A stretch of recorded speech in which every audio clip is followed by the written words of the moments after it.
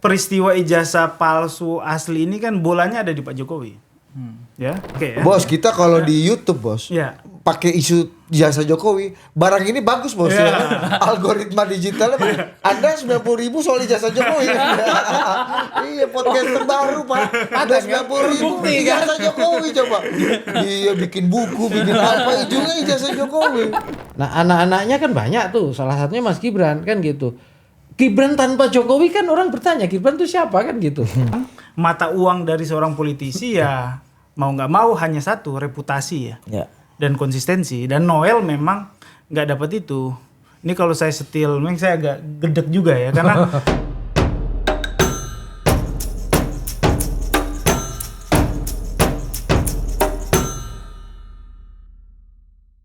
Oke, gimana Dinda? Mantap, kita update isu politik dulu. Update isu politik ya kan, sudah bersama podcast terbaru. Mantap. Sebelumnya Bang Ikram sama Mas Loman, kawan gue ini. Kenapa dia jadi podcast terbaru? Karena lembaga survei kan lagi kering, Bos. Lagi belum ada job. Gak ada job, pilkada ya kan. Tapi kalau beliau sampingnya ini nggak pernah nganggur, nggak pernah sepi dan belum berpikir untuk podcast rutin. Karena kerjaannya banyak. Karena mau ada survei nggak ada survei, ada pilkada nggak ada pilkada, orang sekolah tetap sekolah. Iya kan? Iya nggak? Ada Prof Nyarwi Ahmad dari UGM yang jadi UGM logo kagak mau dulu. Iya, jadi UGM selama 10 tahun terakhir dianggap kampus penopang kekuasaan ini kan. Sekarang perasaan Anda gimana setelah? Gini Pak Bang, kalau di kabinet Menteri UI, tapi kalau kekuasaan paling atas UGM. Betul. Di mana? Wah, UGM klan. Bahkan ada anekdotnya gini, di UGM itu susah sekali nyari profesor-profesor atau dokter-dokter paten untuk ngajar karena semua dibawa ke Jakarta jadi pejabat. Oh enggak, kalau aku ngajar terus, Bu. Iya, makanya kan tersisa kamu satu ini, Pak, ya kan dari sedikit. Tapi tadi soal kekuasaan itu. Ya gimana tuh, Pak? Ya sebelum banyak tokoh-tokoh UGM dibawa ke Jakarta melayani kekuasaan, jaket ini lebih tua dari sebelum mereka ke Jakarta, Bu. Oh gitu. Iya. Jadi pra Jokowi itu ya. Oh, ini zaman SBY udah. Iya. Bayangin coba dari zaman SBY aja masih saya pakai bentuknya begini. Iya. Iya benar. Betapa kita itu konsisten gitu ya. Konsisten dan produknya bagus berarti ya. Iya, barangnya bagus, kan? Barangnya bagus. Berarti... Karena sempat lupa ada di koper aku bertahun-tahun. Tapi gini Prof, ini soal ijazah Jokowi, ini Anda sebagai apa? Inilah wajah UGM di ruang publik sekarang kan, Prof Nyarwi ini kan kita jadi rujukan macam-macam orang, termasuk podcaster dan peneliti politik aja merujuk Anda gitu. Menurut Nyarwi Ahmad, dia selalu sering sebut-sebut begitu. Oh bukan, karena dulu dia satu pesantren di kelas. Tapi mengganggu nggak sih sebagai apa sivitas akademika UGM ini perdebatan mengenai ijazah Jokowi ini yang nggak berkesudahan nih? Kalau bagi teman-teman di dalam kan mereka sudah punya sudah punya basis eviden, logika, penalaran dan keyakinan soal sama persis dengan yang dijelaskan oleh Bu Rektor di dalam rilis akunnya UGM, YouTube-nya UGM itu. UGM itu kan punya semua bukti, punya eviden bahwa Jokowi itu mengikuti semua proses gitu ya. Semua kampus saya kira sama, ada proses penerimaan, pendidikan, ini ujian sampai kelulusan, sampai ijazahnya diberikan gitu ya. Artinya kan ijazah yang diberikan oleh UGM ke Jokowi dipastikan kalau logikanya itu itu sangat-sangat asli. Itu satu poin. Nah, pertanyaannya kita mau berdebatkan mana? Yang ini, yang tadi barusan saya bilang, atau yang sudah dipegang Jokowi? Kan gitu. Ketika sudah kemudian daftar jadi wali kota, gubernur dan seterusnya. Nah, itu kan soal lain. Tapi kan itu kan sudah dijelaskan tuh di poin 10. Penjelasannya Bu Rektor kan. Soal selanjutnya soal tanggung jawab itu ada di pemegang ijazah. Ya kan? Seandainya ada bahkan pemalsuan atau apapun seandainya ya itu ya tanggung jawabnya sendiri, tidak ada urusannya dengan UGM kan gitu kira-kira. Ya UGM kan membangun kredibilitas kan sebagai lembaga. Saya kira lembaga pendidikan semuanya sama. Tetapi tadi pertanyaanmu merasa terganggu enggak? Saya kira ya tidak terlalu lah. Kenapa saya tidak terlalu? Oh jadi nggak menganggap ini terlalu serius ya? Ya maksud saya gini loh Bud. Kan ada juga netizen mengatakan misalnya, wah gara-gara ini yang daftar nggak usah lah daftar ke UGM gitu. Ya banyak teman-teman sebenarnya pusing. Kenapa? Banyak talent bagus tuh ketolak karena apa? Kita kan harus milih kan gitu. Ya. Ya kan dari setiap prodi gitu kan. Banyak kan yang mendaftar UGM tuh ribuan kan padahal kadang-kala ya puluhan ribu gitu yang diperbutkan, yang diterima hanya berapa? Paling 80 misalnya. Nah, itu kan kasihan yang ditolak kan gitu. Nah, jadi Kok kasihan yang ditolak maksudnya? Oh iya dong, karena pengen masuk kuliah di UGM tapi nggak keterima kan gitu. Iya. Padahal ya kita kan harus objektif kan menerima apa misalnya mahasiswa itu kan ada kualifikasi nilai ini apa ya rule of the game lah kan gitu. Misalnya ada TPA, ada ini, ada bahasa Inggris, ada dan seterusnya. Tapi tentu ya berbeda zamannya. Kan ada yang ngomong misalnya ya Pak Jokowi bahasa Inggrisnya seperti itu, kok diterima dulu waktu S1. Di zaman itu ya Bud ya. Ya tentu berbeda dengan di zaman sekarang kan gitu. Iya. Itu contoh lah ya. Iya. Gitu ya. Pak Bambang Pacul aja bahasa Inggrisnya kan gak lebih bagus dari Jokowi juga kan, ya kan? Iya, itu lulusan UGM asli itu. Justru di masa itu seperti apa Mas Bambang Pacul, yaitu karakter komandan Korea begitu. Jadi di UGM tuh banyak Korea juga. Iya, malah kalau kata Bambang Pacul, kalau Korea bahasa Inggrisnya terlalu bagus, oh kamu akan berjarak Dinda dengan pasukan ya kan. Itulah. Mentalitas Koreanya itu justru nggak terbentuk kan, Iya, Bud? Kan iya, gitu. iya. Ini kan istilahnya Mas Bambang Pacul kan. Iya. Mentalitas ini ya. Oh, tapi untuk sebagai sivitas akademika nih, Anda nggak merasa resah bahwa maksudnya nama baik, kredibilitas dan kekuatan UGM yang kita akui dan direkognisi selama ini gitu, baik secara akademik ataupun secara politik gitu, misalnya menghasilkan orang-orang terbaik, itu bisa saja tercoreng dengan apa yang diperdebatkan selama ini dan sampai saat ini nggak berkesudahan. Anda menerima nggak apa keluhan-keluhan atau punya perspektif lain soal bagaimana orang-orang UGM sebenarnya mungkin lelah juga gitu menghadapi mendengar perkembangan kasus ini. Begini, kalau bagi beberapa yang senior ya, biasanya teman-teman senior itu kan sangat sensitif ya. Itu kenapa diributkan? Kita kerja keras capek-capek gitu ya. Kalau dosen zaman dulu itu gaji yang kecil, banyak itu dosen UGM sampai pensiun nggak punya rumah, tinggal di rumah dinas tuh banyak generasi di atas saya. Iya. Ya, Profesor Sartono Karjo namanya besar, tapi ya tetap tinggal di rumah dinas sampai pensiun, misalnya begitu ya contohnya. Artinya orang yang bekerja full time, mikirnya hanya ilmu sama didik orang, bayangin. Itu kok diragukan, kan mereka jadi mikir gitu loh. Ini orang-orang ini nggak mengapresiasi kita, walaupun tidak ingin diapresiasi, misalnya begitulah. Nah itu contoh. Yang kedua begini Bud, sebenarnya kampus itu entitasnya kan entitas balai pendidikan pengetahuan. Artinya apa? Dia nggak ada urusannya sama yang lain, politik misalnya. Ngomongin ijazah Jokowi ini kan sumbernya dari dinamika politik kan, bukan dari yang lain gitu loh. Jadi basisnya sebenarnya tidak terlalu ya mengancam reputasi ya menurut saya itu. Terus yang ketiga begini, stakeholder kampus itu kan banyak, ya kan? Tidak hanya di Indonesia juga, sampai ke luar negeri kan gitu. Dan KPI UGM kan untuk itu masih bagus, kan gitu. Jadi stakeholder internasional kerjasama nggak pernah berhenti, misalnya dari berbagai ini gitu ya. Tapi kan ada di kalangan sosial atau di tongkrongan, lu dari mana UGM? Ijazah lu asli apa enggak? Ada gitu-gitunya. Udah mulai ada ya. Dulu kita nggak pernah menghadapi ini 2-3 tahun lalu nih nggak ada tuh. UGM paten siap Kanda. Ada gitu-gitu ya kan? Ya. Ampun. Nah, gitu-gitu kan. Tapi itu tidak menjadi kekhawatiran. Enggak ya. Kenapa begini? Alumni UGM itu sebarannya seluruh Indonesia. Dan ada karakter yang menarik dari alumni UGM ya. Mas. Begitu dia lulus gitu ya, dia kan berkiprah ya. Bisa sukses sampai level atas, bisa juga hanya bergerak di bawah. Tapi begitu mereka sama alumni, semua title atau apa yang dia capai itu ya dia tanggalkan untuk sebagai bagian keluarga. Jadi ada trust yang terbentuk di antara alumni gitu loh. Jadi itu juga sangat membantu ya, sangat menolong gitu ya. Jadi buat Anda ijazah Jokowi dibilang palsu itu lebih banyak omong kosongnya atau masih mungkin dipertimbangkan untuk kita percaya? Ijazah yang mana? Kalau yang dikeluarin UGM pasti asli. Oke. Kita kan ngomong soal ini buat kan. apa Jokowi punya ijazah asli tapi dia menggunakannya palsu Ya kan itu saya tidak tahu juga kan gitu. Kita tidak tahu juga kan gitu. Tapi kan yang jelas ini kan ada kaitannya sama UGM apa enggak gitu loh. Kalau itu pertanyaan kamu tadi kan ijazah yang dimaksudkan kan kira-kira kalau dikaitkan UGM ijazah yang dikeluarkan UGM kan gitu.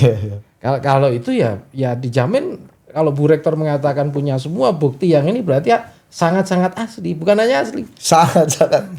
Pakai shot lagi. Iya. Asli gitu. Iya. Oke. Kemarin di TV sebelah sampai debatnya sampai ijazah dari Jepang pula kan ya kan. Yang gitu-gitu ijazah Jepang ya kan. Diakhiri dengan sholawat ini kan perdebatannya. Pak Ikram gimana lihatnya? Iya, kalau Ini belum beres sih bos dan iya masih. Ini eskalasinya pasti masih. Bahkan apalagi sekarang kan banyak aktor-aktor yang mulai ditarik. Dan aktor itu juga dari eksternal dan termasuk dari internal UGM yang memang mungkin sudah tidak di ruang lingkup akademik ya, mungkin karena udah pensiun dan coba di eskalasi isu ini ya. Tapi saya menyoal dari soal ini opini publik. Ya. Sebenarnya dari opini publik kalau kita lihat ini yang percaya ijazah Jokowi itu palsu ya, itu cuma 12%. Kan kita sempat mensurvei ya. Itu Dan kapan tuh Pak Ikram? itu kalau nggak salah bulan Juni kemarin ya. Oh, Nah, saya baru coba dong, lihat. ya? Iya, itu data baru dan sebenarnya ini dengan lembaga survei yang lain kalau nggak salah indikator juga itu kan halnya senada ya. Yang percaya itu ijazahnya asli itu 72%. Nah, artinya kan kalau saya menduga analisanya kenapa isu yang riuh di media sosial ya, di media konvensional ini tidak terlalu berimbas, memang ada beberapa alasan. Pertama mungkin jangkar kepemimpinan beliau selama 10 tahun ini kan nggak bisa kesampingkan ya. Ini kemudian mengkristalkan yang kemudian kagum, mendukung ya. Ini jadi benteng. Kedua mungkin saya menduga ya. Ini kredibilitas penyerang. Mungkin kalau penyerangnya adalah orang yang nggak punya bias, dianggap ya bias politik ataupun bias kompetensi dan sebagainya ya. Iya. Maksudnya dokter peneliti ya, gitu misalnya gitu ya. Kalau Nyarwi Ahmad yang mempertanyakan itu bisa kita pertimbangkan ya, tuh. Kalau Nyarwi Ahmad misalnya yang tampil ke publik orang juga menyaksikan karena dianggap bagian dari. Iya. Misalnya beda kayak Dan orang sekolah benar gitu maksudnya. Kan maksud lu gitu kan. misalnya kayak profesor dari MIT misalnya yang ngomong. Ya, yang itu kan mungkin lain ceritanya. Dan sebenarnya saya juga sepakat dengan yang banyak berkembang ya, dan saya pikir ini tidak ada tendensi politik ya. Kalau ini mau diselesaikan sebenarnya kan peristiwa ijazah palsu asli ini kan bolanya ada di Pak Jokowi. Ya, saya ya, mohon maaf bro, misalnya Bapak ini kan magister ilmu komunikasi kan. Kalau ditanya tentang legalitas pendidikan tentu dengan senang hati menunjukkan. Nah, saya nggak tahu kenapa ini juga mungkin kita harus juga menghargai Pak Jokowi. Ya. Ketika dia melihat bahwa ini sebagai data pribadinya dan dia harus lindungi, itu hak beliau. Tapi di tengah keterbelahan, ya tunjukin aja misalnya, ini kan juga jadi solusi ya. Ya Pak Jokowi kan sebagai orang yang puncak rantai makanan di politik, pasti dia punya pertimbangan politik untuk apa yang dia lakukan ya. Itu bacaan yang, Anda apa? Itu yang saya lihat. Karena kalau ini mau diselesaikan secara ranah hukum ya, ataupun ya ranah pembuktian, saya lihat Pak Jokowi malah coba menarik sentimen publik dengan coba dalam tanda kutip curhat ke publik kan, bahwa saya diserang, saya di ini kan gitu. Ini kan dalam konteks ijazah palsu kan ini coba ada pelebaran wilayah ya. Menempatkan dirinya sebagai orang yang dizolimi gitu ya, secara itu, publik. Tentunya. Tapi kan sebenarnya perkara ini kan sebenarnya sederhana ya. Kemudian banyak orang yang sekarang berspekulasi. Tentu yang dikeluarkan UGM sebagai lembaga yang punya kredibilitas saya yakin itu asli. Cuma kan orang yang mempertanyakan yang dipegang Pak Jokowi kan akhirnya banyak spekulasi, mungkin karena dulu pendaftaran wali kota ada cepat-cepat nggak tahu di mana sehingga ada kan gitu ya. Sehingga isu-isunya ini mau saya ini dijawab aja. Cuma mungkin saya nggak tahu ada konsekuensi apa kalaupun ijazahnya memang asli sama sesuai dengan UGM, ini kan akan dibenturkan dengan yang dipunyai oleh para penggugat ini, Roy Suryo, Rismond dan lain. Ini kalau terjadi perbedaan misalnya, ini targetnya apa? Maksud saya end game yang ingin diraih oleh Rismond, Roy Suryo, CS ini seperti apa, dan Pak Jokowi sendiri. Sebenarnya kan hal sederhana, tapi saya pikir end game-nya adalah ini akan coba dieskalasi. Dan kalau bolanya, kalau kita lihat kan Roy Suryo, Rismond CS sangat personal ini. Ini saya bilang faktor kredibilitas ya, kredibilitas dari yang mendeliver isu ini. Beda kalau orang yang kesannya tidak ada tendensi, akhirnya kan orang berspekulasi. Ada isu tentang biru lah, ada isu tentang banyak warna, itu kan jadi kontraproduktif. Saya pikir kalau ini masalahnya memang hanya masalah hukum, hasil pembuktian, dilokalisir aja. Tapi kalau tidak, maka jangan salahkan publik untuk terus menanti episode demi episode ijazah palsu ini atau asli kan? Itu menguntungkan nggak buat Pak Jokowi itu? Kalau saya Karena kan kata Anda bolanya di Pak Jokowi. Iya. Jadi cepat atau lambat bola ini bergulir, Iya. ya tergantung di kaki Presiden Jokowi. Artinya kan ada disonansi kognitif ya dari publik kita yang sudah terpolarisasi. Artinya yang sudah percaya bahwa ini ijazahnya asli tidak akan terpengaruh sebenarnya. Tinggal sebenarnya ini menghidupkan aja ini bara sentimen ini kan gitu. Toh kalau kita lihat dari sentimen ini tentu kalau lihat hanya 12% yang percaya ijazah palsu, maka kelompok penyerang ini kan harus mengekskalasi dan merubah pola permainan. Ya, kalau enggak sama aja. Supaya tetap relevan ya. Tetap relevan. percaya. Tapi begini, kan Bung Ikram juga menyimak ya kan yang melakukan survei terkait dengan ini kan ada beberapa ya. Sigi, LSI, itu kan juga itu bahkan yang terakhir kayaknya itu. Itu yang tengah. Ya, tapi sebelumnya itu ada indikator ya. Pertanyaannya itu bahkan pertanyaan dibalik ya. Seberapa yakin gitu kan itu palsu, bukan aslinya gitu ya. Nah, itu pun yang istilahnya yang meyakini bahwa bukan palsu gitu ya, artinya asli. Itu kan mendekati 70-an%. 68,9 atau berapa lah. Nah, kalau yang punyanya LSI itu kan bahkan 74,6 kalau nggak salah. 74,6 ya. Nah, bahkan satu lagi itu punya yang lembaganya Kennedy Muslim ya, Polling Institute. Iya. Nah, itu Agustus juga kayaknya. Nah, itu aja juga sekitar 72 atau 70 sekian ya, saya lupa. Tapi di antara itu semua ada kemiripan nih. Oke. Ya, yang percaya itu palsu kira-kira. Nah, itu kalau punya indikator kan 12, sekian ya. Punya Kennedy Muslim 13, sekian. Ya. Nah, yang dirilis Adrian Sopa itu yang punya LSI itu 19%. Artinya apa? Isu ini kan udah lama digerakkan gitu ya. Kalau hanya bisa mempengaruhi, anggap saja itu dipengaruhi ya. Hanya berkisar di antara 12 hingga 19%, itu ya nggak berhasil. Dalam artian ya, tadi yang dibilang Bung Ikram ya, eskalasinya kayak apa? Kalau misalnya inovasi dalam ini ya, kan gitu. Permainannya kalau dia nggak berhasil kan artinya ini nambah kan gitu. Nah, artinya kan masih banyak ya kira-kira ya, terlepas Jokowi ini orang banyak yang komen lah di medsos ya, yang cenderung katakanlah mengkritik dan cenderung negatif gitu. Itu aja masih ada loh sekitar 70-an% orang yang masih percaya gitu loh. Padahal nggak pernah pegang dan nggak pernah lihat. Jadi kita selama ini cuma ngomong, tapi barangnya nggak pernah kita lihat loh. Iya. Itu aja percaya. Itu karena memang udah sentimen anti Jokowi atau nggak suka sama Jokowi atau gimana tuh Mas kayak gitu Mas? Iya makanya itu artinya ini ada dua sih. Orang Indonesia itu juga bisa jadi gitu ya. Percaya tanpa melihat barang atau fakta gitu ya. Itu satu. Terus yang kedua, bisa jadi orang Indonesia itu terlalu baik mengapresiasi elit gitu loh.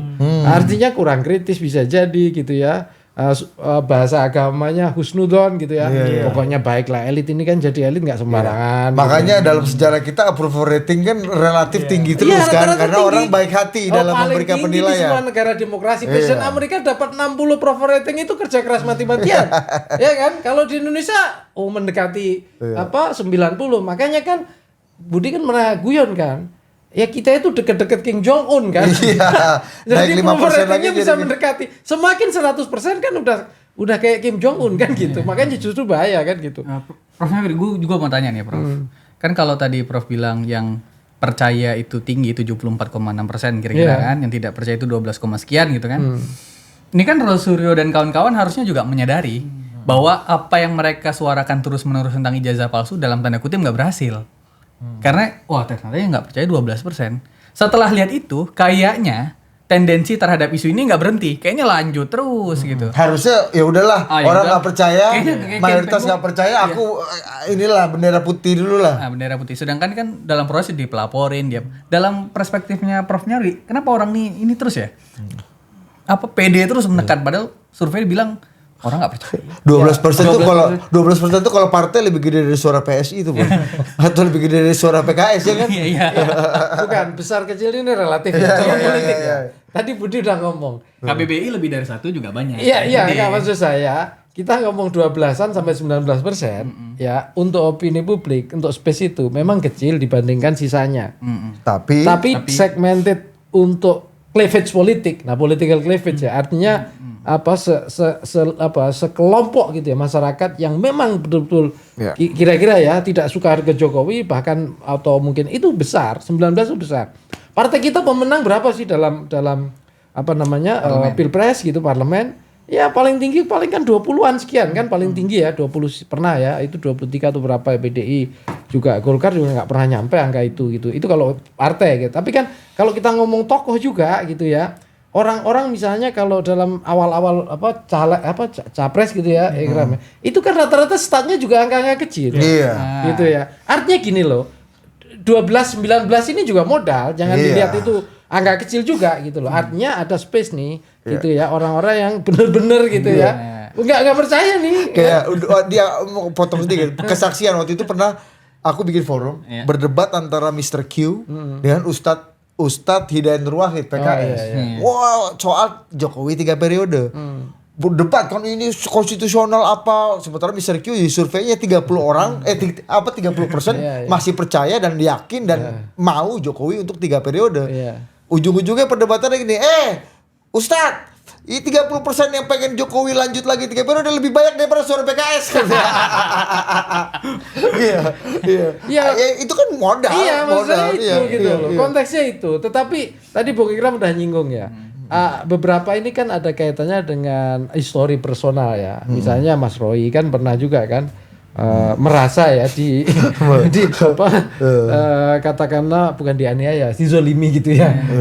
Pada masa rezim Jokowi gitu ya. Terus juga ada pengalaman personal berinteraksi dengan Pak Jokowi sehingga kan Mas Roy bilang, "Oh, bohong, ini bohong." Kan sering kan Mas Roy. Ya kebetulan saya kenal Mas Roy dulu Mas Roy gitu ya. Tapi lagi top nih Mas. Iya, Mas Roy jadi punya gala dan platform lagi untuk bicara kepada publik kan ya enggak? Lagi ada isu. Iya, karena kalau mau bicara kan bicara tuh harus ada ini ya kan platformnya kan harus ada occasion ya. Bung Rismon juga dengan keahliannya gitu ya di bidangnya keilmuan juga kan punya arena untuk mengekspresikan keahlian. Bu Tifa dengan neuroscience-nya gitu kan juga ikut mewarnai dinamika ini. Walaupun ada yang nanya kok bisa neuroscience ya kan menganalisis gitu di buku itu dan kemudian menunjukkan ini terjadi apa kebohongan atau apa misalnya begitu. Itu perdebatan lain. Kalau Dokter Tifa menganalisa Pak Jokowi sakit apa ketika pulang dari Vatikan itu mungkin orang masih bisa agak relevan percaya kan? Karena dokter misalnya gitu. Ini soal ijazah. Ya tapi saya tuh kadang sambil ya ketawa sendiri Bud. Ijazah Jokowi ini nggak hanya perdebatan politik sesungguhnya, tapi multidisipliner. Iya dong, coba aja lihat Jokowi White Paper itu kan pendekatannya ke sana kemari. Ya saya belum baca, tapi lihat dari nuansanya Anda udah tahu lah nuansanya ya. Iya. Tapi juga ini juga di balik ini juga ada tren saya karena saya akademisi ya. Tadi dibilang kerjaannya cuma di sekolahan kalau nganggur gitu ya.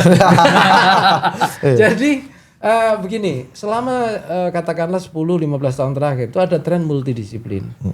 Juga kalau ada tren di politik gelombang populisme matinya pakar. Itu juga terjadi. Artinya apa? Semua orang itu kemudian punya ruang gitu ya untuk menjadi pakar, menjadi ahli dan kebetulan orang-orang yang selama ini di bidang ilmunya tertentu itu juga kemudian dituntut untuk membuka diri, mengakui keahlian orang lain. Nah, dampak dari ini coba kita lihat. Ya, semua orang itu kemudian bisa merasa ahli untuk menganalisis, membaca, meyakini, menyimpulkan soal keaslian maupun kepalsuan ijazah Jokowi. Ya, ini kan sebelumnya juga pernah kita rasakan. Awal-awal Covid, semua orang jadi ahli Covid. Kan gitu. Karena apa? Kita merasa bahwa Covid ini relate dan kita harus pelajari gitu ya. Kemudian saling bertukar informasi. Nah, dalam konteks ijazah Jokowi ini kan omongan perdebatan publik kan semua orang. Nah, cuma di sini kemudian tergantung satu, referen atau sumber. Ya, kredibilitas tadi bahasanya Bung Ikram ya dari orang yang membicarakan itu atau menyampaikan data fakta itu satu. Kedua, informasi yang diakses ya, sumber kualitas dan seterusnya gitu ya. Nah, kadangkala ini sumber masalah di sini itu kan sering kabur. Orang ngomong ijazah Jokowi soal asli palsu ini pertanyaannya sama, nggak dari dulu nggak berubah. Apakah ijazah Jokowi ini asli apa palsu? Pertanyaannya cuma itu. Ibarat orang penelitian nih, ya kan? Itu penelitiannya nggak berkembang sesungguhnya. Rumusan masalahnya itu terus. Tapi semua merasa punya novum baru kan? Itu dan jawabannya kemana-mana gitu loh. Nah, tapi masalahnya, tapi itu ada benernya kenapa pertanyaan sama tapi nggak pernah terjawab. Karena aspek ontologisnya ini yang kita maksudkan ijazah Jokowi itu ijazah yang mana? Kan gitu. Makanya kayak rilisnya sampaikan Bu Rektor itu kan piece of paper yang dikeluarkan oleh UGM. Nah soal ada fotokopian atau yang lain-lain, ya kan? Itu lain lagi. Tapi ini definisi ijazah itu aja baru paper, belum aspek digital, belum yang lain dan seterusnya. Sebelumnya rame di Twitter itu kan yang diupload digital, ya kan? Yang dianalisis dengan Mas Roy dengan sangat canggih kan gitu. Dengan yang Times News Roman segala macam itu kan. Tanda tangan stempel semua lah. Iya gitu, ada Ella, ada ini dan seterusnya. Gitu. Iya gitu. Tapi di situ waktu Mas Roy itu ya, saya sempat japri Mas Roy ini keren. Kenapa? Karena ini dulu kan di kuliah saya, generasi Mas Roy ada mata kuliah di komunikasi itu namanya grafika dan publisitas. Dosennya itu almarhum Pak Suhadi Soekarno. Itu kalau ngomong grafika itu sangat detail. Nah saya bilang, ini Mas Roy benar-benar mengembangkan ilmunya almarhum Pak Suhadi Soekarno ini. Kenapa? Karena memahami aspek grafika publisitas itu betul-betul sangat diperlukan relevan saya di bidang hukum, di bidang politik, di bidang ini dan sesuatu. Karena dulu mata kuliah itu yang paling istilahnya dibully lah. Kamu ambil itu apaan itu? Sekarang paling berguna. Mata kuliah nggak jelas. Kok kamu ambil kelas itu gitu kan? Tapi di tangan Mas Roy ya. Jadi sophisticated. Wah, keren kan? Bahkan masuk perdebatan Jokowi kan. Ini adalah pisau paling ilmiah untuk membuktikan ijazah ini Pak Pasu. Oke, ntar gue mau nanya Bang Ikram dulu. Bang Ikram ini dalam konteks kredibilitas orang tadi Bang. Iya menarik. Kredibilitasnya Roy Suryo dan teman-teman. Menurut Bang Ikram nih, 12% itu menurun atau meningkat, 74% itu menurun atau meningkat dalam konteks percaya palsu dan tidak. Iya, kalau kita lihat rata-rata Iya, trennya karena kita membicarakan kredibilitas memang orang. survei kita ini 12%, survei sebelumnya kan nggak ada. Jadi nggak bisa di tracking. Tapi kalau kita rata-ratakan dengan beberapa lembaga survei lain ya, walaupun rentang harinya berbeda ya. Ada yang sama bulan, ada yang beda bulan, itu memang kecenderungannya kalau kita dilihat dalam rentang itu ya itu kan cenderung stabil ya. Nah, data 12%. Stabil ya. Memang orang sudah yakin sejak menit pertama ya. Apapun jadi kayak apa, Bos? Artinya apapun fakta baru ya kan keyakinan baru orang udah yakin dengan pilihannya. Tapi orang yang terpolarisasi ini senang untuk mengikuti ini isu. Kalau kita lihat engagementnya di tentu social network analysis yang banyak yang bisa pakai ya. Bos, kita kalau di YouTube, Bos. Pakai isu jasa Jokowi, barang ini bagus bos ya. Algoritma digitalnya Anda 90.000 soal jasa Jokowi. Iya, podcast terbaru Pak. Ada 90.000 jasa Jokowi coba. Iya, bikin buku, bikin apa, ujungnya jasa Jokowi. Cuman memang kalau saya, ini kan secara kalkulasi politik. Kalau nama Pak Jokowi kemudian terjaga dan sampai 2028 ya, kemudian tingkat kepercayaan Pak Jokowi juga tinggi. Ini kan berarti Pak Jokowi menjadi kingmaker juga di Pilpres berikut ya, untuk menentukan apakah memang kan bagi Pak Prabowo ini kan game changer lah. Ini mau siapa atau siapa, tapi kan Pak Jokowi juga punya bandul yang beda ya, yang bisa dia mainkan. Dan tentu orang sudah tahu yang diasuransikan ya, tentu kredibilitas Pak Jokowi ada Gibran yang notabene adalah 02 kan. Nah, saya pikir ini tentu menghajar Pak Jokowi. Ini kan bukan ansih kredibilitas Pak Jokowi karena Pak Jokowi tentu udah selesai ya. Karir politiknya ya di eksekutif, dan yang masih ada kan Gibran. Saya pikir arahnya akan ke sana. Nah, tapi kalau kita melihat ini catatannya ya. Ini suka atau tidak suka terjadi disparitas tingkat kepercayaan di antara Pak Prabowo dan Mas Gibran, Mas Wapres ya. Menarik. Walaupun memang tentu saya nggak mau mengatakan variabelnya karena ijazah. Karena kalau ijazah anomali, karena di ijazah ini kan yang percaya cuma 12%. Tentu ada variabel lain. Karena kalau tidak salah di survei kita 82% kepercayaan terhadap Pak Prabowo, 82% terpaut 15% atau hanya 60 sekian kepercayaan Mas Gibran. Artinya kan tentu dalam proses ini kan variabelnya nggak tunggal. Mungkin di awal-awal ini kan Mas Gibran juga belum tampil ya. Belum tampil di opini publik secara intens ya untuk mengambil peran-peran Pak Prabowo ketika Pak Prabowo di luar negeri ataupun peran ke luar negerinya. Saya pikir kan makin kesini saya lihat makin terisi itu. Nah, ini makin mulai berani dan makin mulai kokoh lah semacam apa argumentasi. Ini kan perlu survei lagi. Ya, yang terakhir kan dia mbak ini lah kan kalau bicara Mas Gibran ini komentar tentang kereta ini kan gerbong rokok, dia bilang nggak usah untuk ibu hamil dan anak-anak aja. Ini kan agak bagus nih. Iya, sebenarnya di awal kalau kita lihat Mas Gibran itu kan cukup aktif kan. Dia lihat makan prototipe makan bergizi, dia belusukan ke MRT, dia bikin lapor Mas Wapres. Kemudian abis itu hening. Beberapa lama sekarang mulai muncul lagi, kita nggak tahu ada apa. Tapi kaitannya dengan menarik nih, bahwa apa yang terjadi dengan Pak Jokowi ini, gimana menurut Anda konteks relasi dan kaitannya dengan hubungan Jokowi dan Prabowo dan hubungan Prabowo dengan Gibran Rakabuming Raka dan dampak-dampaknya bagi variabel-variabel ini secara politik. Gini Bu, setiap relasi politik itu kan selalu multi layer dan multidimensi ya, nggak bisa satu dimensi. Misalnya contoh ya, tentu kalau bicara Prabowo Gibran, ya aspek relasi interpersonal keduanya itu juga satu variabel sendiri kan.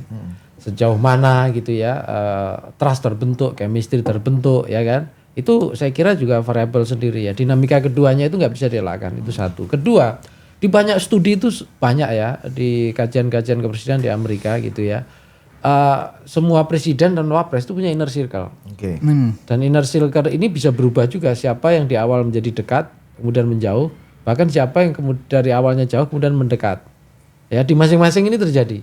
Nah, di masing-masing inner circle dan birokrasinya itu juga menentukan relasi antar keduanya. Kan gitu. Maksud Anda apa nih? Maksudnya yang lebih jelas apa nih? Ya, kan Pak Prabowo juga punya.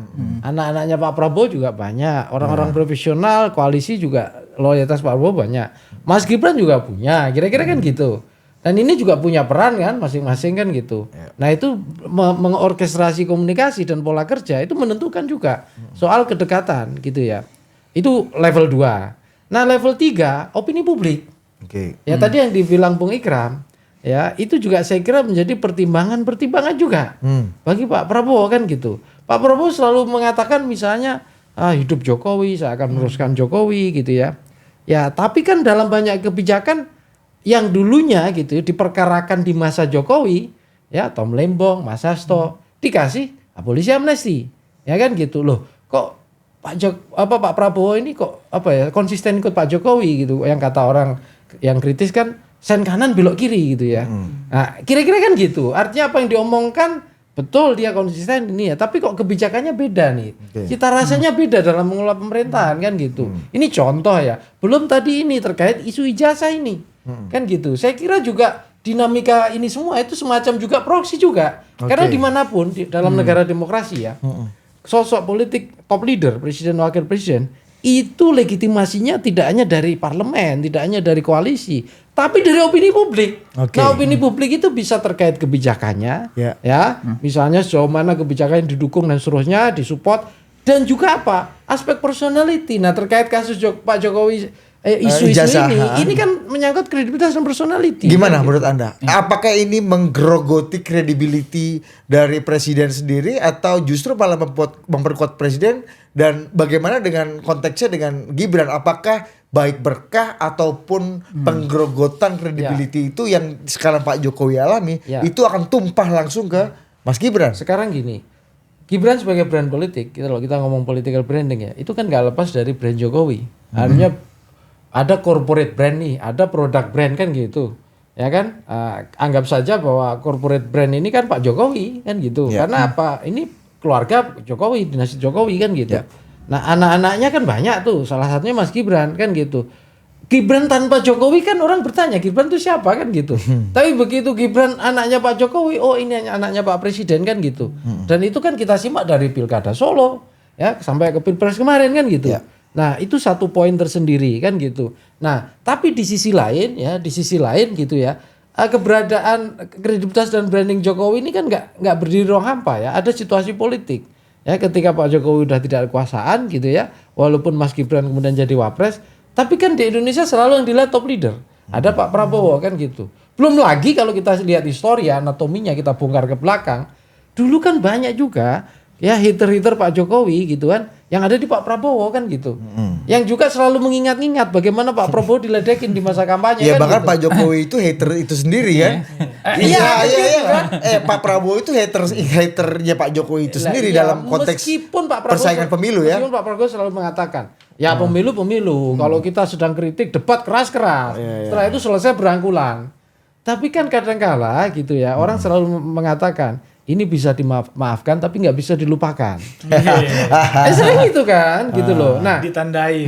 iya kan gitu. Nah, kemudian kan makanya ini kadang ngerembet-ngerembet loh. Kenapa Noel kena gitu ya? Anda lebih percaya Noel itu masih personifikasi Pak Jokowi atau sudah personifikasi Pak Prabowo? Bukan, begini. Kita harus lihat historisitas juga. Nggak penting karena bagaimana kekuasaan memproteksi orang dari kasus hukum. Karena kita lihat Presiden baru menggunakan hak istimewanya untuk memberikan proteksi dan pengampunan hukum bagi dua orang tokoh ya, politik. Begini, Bud. Dalam politik itu kan ada value. Itu bagian branding ya, personal branding. Value itu tidak lepas dari historinya kan gitu. Nah, Noel ini kan kalau kita lacak historinya kan pernah jadi Jokowi mania kan gitu. Pernah geser dikit ke Ganjar kan gitu. Terakhir ke Prabowo mania kan gitu. Dan nyalek terakhir di Gerindra kan gitu. Artinya ada tetap Gerindra. Nggak bisa dilupakan. Artinya gini, nggak bisa ditolak soal historisitas ini gitu loh. Nah, makanya orang tetap kemudian wajar kalau mengaitkan gitu ya, bahwa Noel ini juga dulunya juga bagian dari Pak Jokowi kan gitu. Nah, ketika ini kemudian entah karena Noel alpa atau lupa atau apa, bisa jadi tidak beruntung kalau bahasa orang-orang yang misalnya seperti itu gitu, atau terlalu tidak bisa mengendalikan dirinya kan gitu, untuk mengatakan tidak bisa dikendalikan misalnya begitu contohnya. Ya, atau mau bilang itu rakus lah ya. Nah itu kemudian menjadi kena kan, orang juga lihat loh ini kok orang-orang yang pernah dekat dengan Jokowi udah mulai kan tergeser kan gitu. Oh, Anda melihat ini adalah masih personifikasi Jokowi. Makanya itu saya contohkan, ini kan political branding, dia selalu terkait. Jadi Jokowi sebagai core brand gitu ya, itu kan juga terkait satu sama lain. Masih ingat gak waktu acara PSI di Solo, kita kan tahu Mas Budiari kan gitu kan. Itu kan dikenal dekat kan dengan Pak Jokowi gitu. Waktu acara PSI di Solo kan ditanya, kamu PSI apa Gerindra? Kamu PSI apa Gerindra kan itu pertanyaannya. Ya itu pertanyaan guyon. Tapi orang aja bisa menafsirkan kayak kita Bung Ikram. Kamu ikut sana apa ikut sini? Kamu ikut sana apa sini kan gitu. Yang benar yang mana, nggak bisa diantara kan gitu. Itu kira-kira. Gimana Pak Ikram? Pak Ikram gimana Pak Ikram? Cepat atau lambat ya, politisi apalagi di puncak kekuasaan seperti Pak Prabowo, mau nggak mau akan membuat orbitnya sendiri ya. Orbit yang kemudian memang berpusat ke Pak Prabowo ya. Jadi ada anasir-anasir politik, memang mungkin bukan Pak Prabowo yang mengorkestrasi, tapi mungkin ada orang-orang yang kemudian jadi penyangga Pak Prabowo untuk menjaga stabilitas itu. Ya. Jadi kalau dalam konteks beberapa kayak Noel ini menarik ini, karena memang di politik kan ada gium, nggak ada kawan abadi, ada musuh abadi kan, yang ada adalah kepentingan abadi ya. Walaupun memang mata uang dari seorang politisi ya mau nggak mau hanya satu, reputasi ya. Dan konsistensi, dan Noel memang nggak dapat itu. Ini kalau saya setil, memang saya agak gedek juga ya, karena yang sekarang keluar tentang Noel bukan kasusnya, tapi adalah rekaman video-video Noel yang mengatakan koruptor itu dihukum mati. Ya kan itu yang banyak kan? Kita sebagai aktivis harus lawan. Jadi orang akhirnya berspekulasi. Takutnya Noel nggak tahu itu korupsi itu apa gitu ya. Takutnya yang dia lakukan dia nggak tahu itu korupsi. Sehingga waktu ini korupsi. Sehingga waktu masuk ke KPK. Tapi kamu yakin kecerdasan Noel? Nah itu. Nih, Mas, jangan diganggu, ini lagi satir ini. Oke, lanjut. Sehingga waktu Noel masuk, saya bukan mendiskreditkan Noel. Apalagi karena mungkin latar belakang sebagai driver ojol ya. Karena banyak driver ojol yang gua naik tuh cerdas-cerdas tuh, diskusi nyambung segala macam ya. Nah, ini kita simulasikan, kita imajinasikan Noel ketika masuk di ruang KPK, dia turun kan tiba-tiba ngomong Pak Prabowo kasih amnesti. Berarti baru diajarin di atas. Ini namanya korupsi Noel. Korupsi ini ya. Akhirnya dia turun. Wah, dia mulai sadar korupsi, dia ngomong amnesti. Amnesti itu kan bukan pemberhentian masalah hukum. Tapi kan penghapusan. Artinya dia sudah meyakini bahwa dia salah secara korupsi. Sehingga dia sebelum sidang udah minta amnesti aja. Nah, kan ini disebut abolisi harusnya. Nah, ini memperkuat kata Prof Nyarwi tadi, emang kamu yakin Noel apa tadi ya? Kalau bahasa lebih kasarnya memang dia nggak paham atau memang kurang lah gitu ya, sehingga perlu diajarin oleh KPK. Dan ini sebenarnya sayang juga bagi rezim. Kenapa? Ini kan ada istilah-istilah berkembang ini ternak-ternak ini kan. Yang begini diternak gitu ya. Seandainya kalau ini sebagai pilihan, sebagai meritokrasi, siapa yang menernak? Ya, maksudnya presiden. Ini bagian dari. Iya, kalau kita lihat kan ada Noel, kalau ada banyak presiden lah ada, hasil, kalau ya. presiden dan wakil presiden gembala ini ternaknya gitu maksudnya ya. Iya. Sapinya gitu kan. Dan ini yang tampil di publik ya. Noel, mohon maaf, abang saya Sylvester kan. Ini kan sebenarnya yang kontraproduktif ya. Tampil ke publik tapi memang ada itu yang ramah digital kakak. Iya, artinya maksudnya begini. Kalau dilihat saya, kalau punya keterbatasan secara langkah saya atau saya bersikap, saya tentu akan membatasi saya. Karena ketika saya tampil di depan publik, saya merasa saya punya keterbatasan yang bisa jadi titik serang. Dan karena saya berkelindan dengan budi, takutnya budi diserang, maka lebih baik saya. Nah ini kan tampil, artinya ketidaktahuan atau kebodohan kan saya nggak tahu.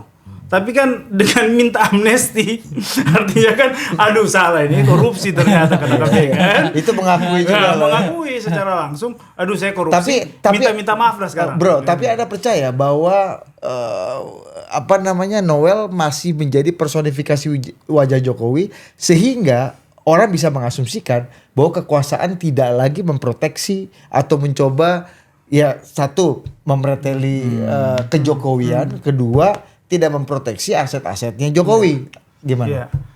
Iya, sebenarnya kalau lihat dari positioning Noel ya, ini kan berpindah ke Gerindra, ke jadi Prabowo mania. Ini kan orang nggak melihat otentisitas, ya kan? Karena pertama secara Jokowi mania. Iya, karena punya tadi yang disebutkan, punya historisitas yang tidak koheren dengan itu. Yang tidak konsisten dengan itu. Bahkan kan dulu sempat bilang harus dipenjarakan ini dan mungkin teman-teman bisa cek lebih dalam. Jadi sebenarnya pemilihan argumentasi ini harus disesuaikan dengan kalau saya track record. Track record satu pertama inkonsistensi. Kedua ya tentu otoritatif dan kompetensi juga. Nah, saya pikir kan ini tiga hal yang ini ada juga di buku In Negative Trust kan? Aduh lupa bawa lagi kita nanti kita insert ya. Ya, jadi kalau saya memang pemilihan aktor-aktor ini berkelindan juga saya pikir kontraproduktif dengan semangat kalau kita quote unquote menganggap bahwa isu ini akan mengeskalasi Pak Jokowi terus. Ya, karena Pak Jokowi ketika dia tetap kepercayaannya di atas 70 ini ya misalnya, ini kan pasti akan jadi kekuatan tersendiri dari 2029. Tapi sayangnya memang di kubu penyerang juga tidak menghadirkan ini kreativitas baru. Cuman novumnya banyak, Bang. Iya. Novumnya banyak. Iya. Ini saya pikir kayaknya ijazah Jepang ini kan di setting panjang. Dulu hanya dekan, baru keluar rektor, baru keluar pokoknya ada terus. Kita nggak tahu episode berikut ya. Ekskalasinya. Tapi Pak Prabowo menikmati koktail efek politik ini nggak dari atau jangan-jangan dia tergerus nggak sih? Nah, gimana? Pak Prabowo menikmati dengan sehingga harusnya kan gini ya. Kalau misalnya kasus yang lain aja dia bisa hentikan, harusnya Pak Prabowo juga punya dia exercise dia punya political power untuk fix this problem yang menurutku sangat mungkin cepat bisa diselesaikan. Begini, Bud. Prabowo yang kita kenal ya, Prabowo ini udah berevolusi gitu loh. Prabowo nggak lagi Prabowo 98 yang background militer gitu ya, murni gitu. Saya kira sadar dia ini hidup di alam demokrasi dan dia berproses loh, berkali-kali ikut pemilu. Ya, artinya apa? Dalam presiden dalam konteks negara demokrasi itu saya kira juga nggak pantas gitu ya, mengintervensi ya dinamika opini publik gitu ya. Artinya ya biarkan saja itu ya itu bagian dari dinamika politik gitu loh, itu satu.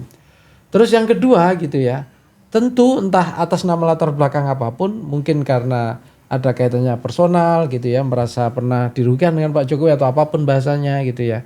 Memang dia juga punya kepentingan kan. Dia gitu. ini siapa? Presiden? Bukan.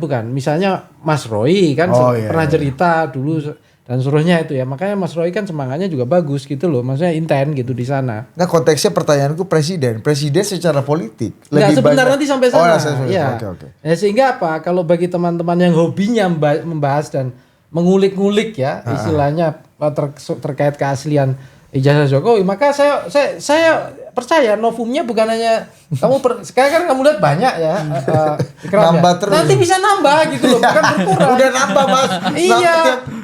Dua minggu ada tambahan novum. Iya, karena prinsipnya itu kalau bisa diperpanjang kenapa diperpendek gitu loh.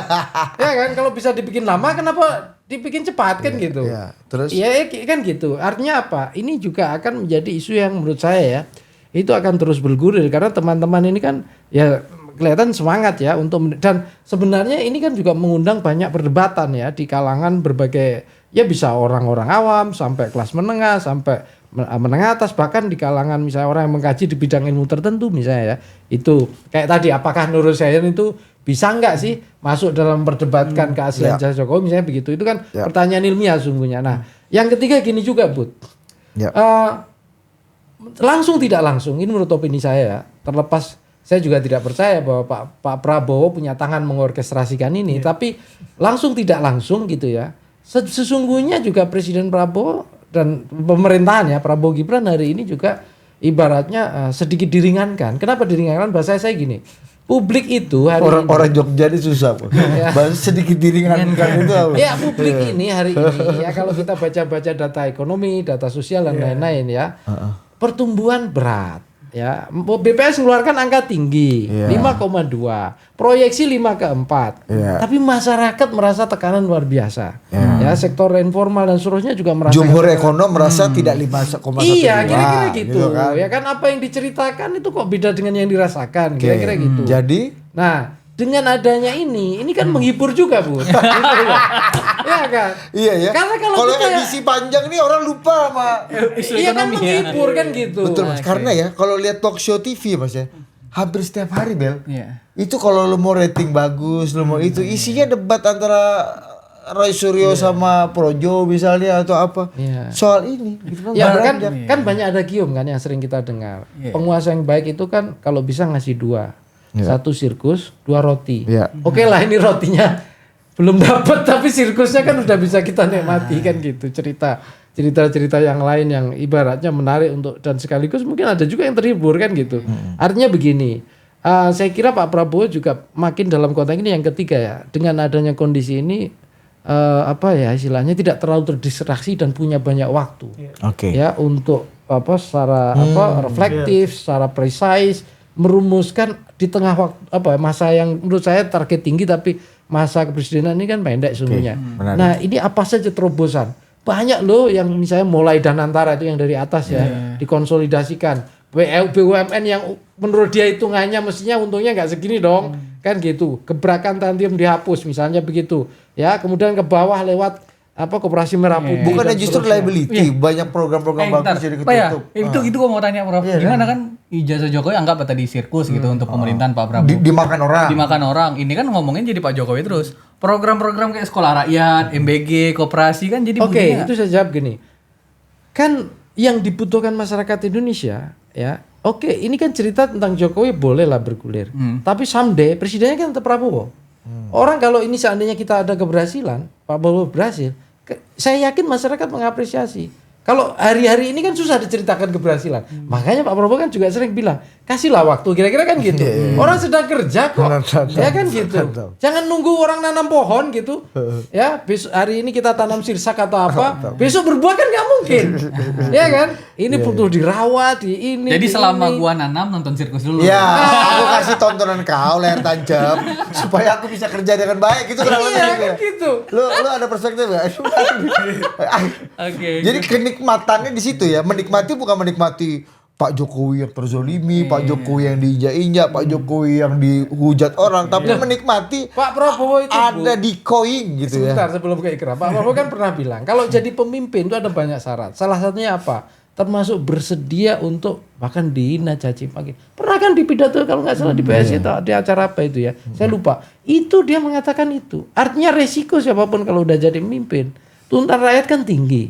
Kadangkala juga Apa yang kita kerjakan itu kan untuk rakyat. Tapi yang kita dapatkan bisa dicacian kan, kritikan kan. Harus ada kelegaan itu gitu loh. Jadi juga saya kira kalau udah kelasnya Pak Jokowi, kelasnya Pak Prabowo, ya udah biasalah. Kalau kelas kita aja masih sakit hati. Ayo Kral, sebelum kita geser topik lain. Iya. Iya, jadi saya sepakat ya. Memang kasus ini kemudian peristiwa ini yang terus diangkat, ini juga membantu rezim hari ini. Karena memang kan banyak catatan. Walaupun sedikit diredam dengan angka pertumbuhan 5,12%. Walaupun banyak yang kemudian mengkritisi itu. Ya kan 5,12 kan gini, 5 tambah 1 6. Iya. 6 tambah 2 8. Soras ya. Memang angka yang cantik. Apalagi di kebetulan. era apa kemerdekaan yang Ya, ke-80. Iya. Presiden ke-8 pertumbuhannya menuju 8%, targetnya Berarti 5 infinity 1 ini 2. agak Iya, BPS hebat banget ya. Bisa ketemu angka itu. Nggak sengaja. Iya. Jadi tadi Canggih, kalaupun nggak sengaja itu sebuah ketidaksengajaan yang Canggih. Ketidaksengajaan ilmiah itu susah loh, Bud. Mosok. Iya. Tanya Bung Ikram yang sering tapi diperkuat sama beruntung, kawan Mas. kita tadi, juru bicara PCO kan. Katanya surveinya orang percaya 80 sekian persen. Sama Nah, nanti Bapak pertumbuhan. nanya ya soal Iya, iya, pertumbuhan iya. ini kan. Iya, iya, Kalau iya. kita memang belum ada survei Iya. terkait itu. Kita tanya Uki maksud lu kan? Iya. Cuman kita harus ya saya pikir ini semacam ketika pusat gravitasnya ada di Pak Jokowi dan ini lebih sentimennya negatif walaupun terpolarisasi yang mendukung atau tidak, ya ini memberikan ruang ke rezim Pak Prabowo Gibran ya untuk menata yang semestinya harus tuntas minimal di menjelang 1 tahun ini. Saya pikir ini juga harus berterima kasih ke Pak Jokowi. Ya. Ada samsak dulu ya.